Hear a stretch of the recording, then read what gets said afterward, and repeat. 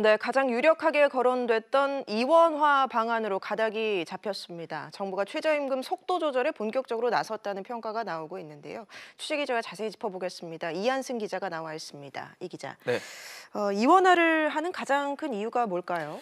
네, 우선 최저임금 인상 속도를 조절하겠다는데 그 방점이 찍혀 있습니다. 최저임금은 지난해 16.4% 그리고 올해 10.9%로 7%가량 올랐던 예년보다는 훨씬 더 가파른 인상폭을 보여왔는데요. 이로 인해 일부 업종에 악영향을 끼쳤다는 분위기가 조성되자 내년도 최저임금은 한 자릿수로 제한을 두겠다는 의지로 해석이 됩니다. 그래서 구간 설정을 통해서 인상 상한을 제한하는 방안과 또 최저임금의 영향을 분석하는 역할까지 이 구간설정위원회에 부여를 했습니다. 네, 또 다른 목적도 있다고요? 네, 현재 최저임금위원회는 노사 각각 9명, 거기에 공익위원 9명까지 총 27명이 협의를 하고요. 협의가 되지 않을 경우에는 표결을 통해서 이 최저임금을 결정하게 되는데요. 그 과정에서 노사 중 한쪽이 불만을 갖고 퇴정한 후에 이 최저임금이 결정된 게 대부분이었습니다. 네. 결국 공익위원이 캐스팅보트 역할을 해왔던 겁니다.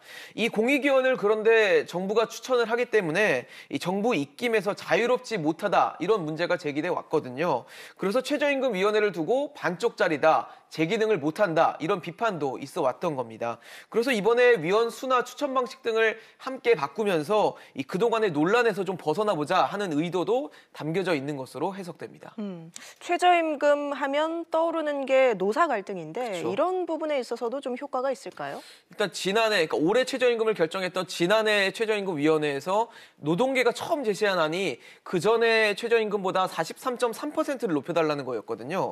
그런데 반면 사용자는 0%, 그러니까 이 동결을 하자는 입장이었습니다. 네. 이렇게 노사 입장차가 크다 보니까 막바지까지 입장차를 좁히지 못하면서 논란이 계속 커져 왔는데요. 만약 구간 설정을 먼저 하고 최저임금을 결정하게 된다면 입장차가 벌어질 수 있는 폭이 제한되기 때문에 갈등이 줄어들 것으로 정부는 기대하고 있습니다. 의도는 좋은데 이게 순조롭게 잘 시행이 될지 모르겠습니다. 사실 미지수인데 최저임금 자체가 사실 노사 모두 100% 만족하기는 쉽지 않은 문제거든요. 그리고 구간 설정을 한 것을 두고도 노사 불만이 나올 수 있고요. 인건비를 줄이고 싶어하는 사용자 측과 좀 한 푼이라도 더 받고 싶어하는 이 노동자 측의 입장차가 확실하기 때문에 이 결정위원회 내부에서도 이 마찰을 피하기는 어려워 보입니다.